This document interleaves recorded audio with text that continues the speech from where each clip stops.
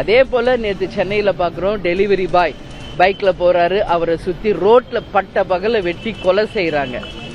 அது மட்டும் இல்ல, இந்த மாதிரி கொலைகள் எங்கு பார்த்தாலும் நடந்துகிட்டு இருக்கு. இதெல்லாம் பாக்குறப்ப உண்மையிலே மிக மிக மனசு கஷ்டமா இருக்கு. கண்டிக்கக்கூடிய ஒரு விஷயம், கஞ்சா போதைகளை நிச்சயம் கட்டுப்படுத்தணும். இது போல சட்டம் ஒழுங்கை கட்டுப்படுத்தணும். மக்களுக்கு ஒரு பாதுகாப்பை நிச்சயம் இந்த அரசு உருவாக்கணும்.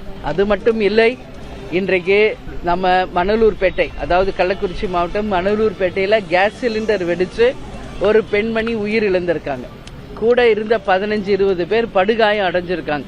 தேமுதிக சார்பாக எங்கள் மாவட்ட செயலாளர் கருணாகரனை, எங்கள் கழகத்தினரை சென்று அவங்களுக்கு அட்மிட் ஆனவங்களுக்கு ஆறுதலும், இறந்தவர்கள் உயிருக்கு நாங்கள் அஞ்சலி செலுத்த சொல்லியிருக்கோம். அவங்களுக்கு அரசு நிதி அறிவிச்சிருக்காங்க, வரவேற்கத்தக்க ஒரு விஷயம்.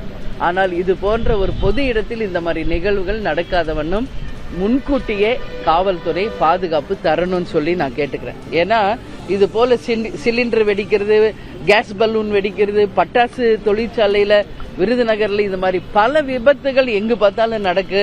இதில் அப்பாவி உயிர்கள் பலியாறாங்க. நிச்சயம் இது எல்லாமே தடுக்கப்பட வேண்டும் என்பதை மக்களுடைய கோரிக்கையாக தேமுதிக சார்பாக நான் வைக்கிறேன்.